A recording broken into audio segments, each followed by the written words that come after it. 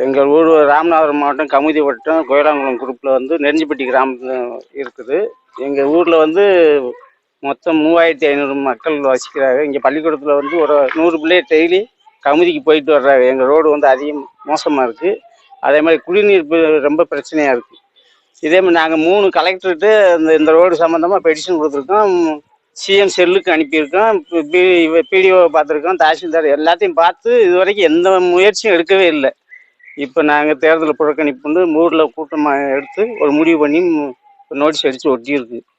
இதுக்கு தக்க நடவடிக்கை எடுக்கணும்னு நாங்கள் ஊர்லேருந்து கேட்டுக்கிறோம்.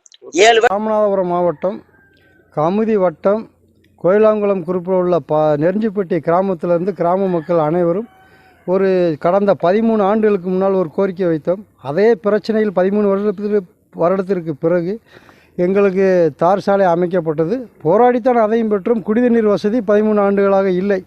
இதை நாங்கள் ஊர் கிராமத்திலிருந்து அதை நாங்கள் வசூல் பண்ணி குடிநீர் பிரச்சனையும் நாங்களே தீர்த்து கொண்டோம்.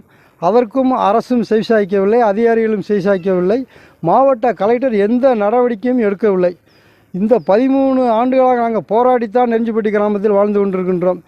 அதற்கு பிறகு 13 ஆண்டுகளுக்கு பிறகும் இதே அரசியல் கட்சி தலைவர்கள் யாராக இருந்தாலும் சரி, மாவட்ட ஆட்சியர் யாராக இருந்தாலும் சரி, அமைச்சர், எம்எல்ஏ யாருமே எங்களை கண்டுகொள்வதில்லை. ஆனால் வாக்குறுதி கேட்கறதுக்கு மட்டும் அனைத்து பேரும் வந்துடுவார்கள். அதனால் இந்த 2024 பாராளுமன்ற தேர்தலை நெருஞ்சிப்பட்டி கிராம மக்களை நாங்கள் அனைவரும் புறக்கணிக்கிறோம் என்று முடிவெடுத்துள்ளோம். இதற்கு தாங்கள் தக்க நடவடிக்கை எடுக்குமாறு அன்போடு தங்களை மாவட்ட ஆட்சியர் முதல் அரசியல்வாதிகள் முதல் தமிழ்நாடு அரசு முதல் கேட்டுக்கொள்கின்றோம். இதுக்கு நடவடிக்கை எடுக்கும் என்று நான்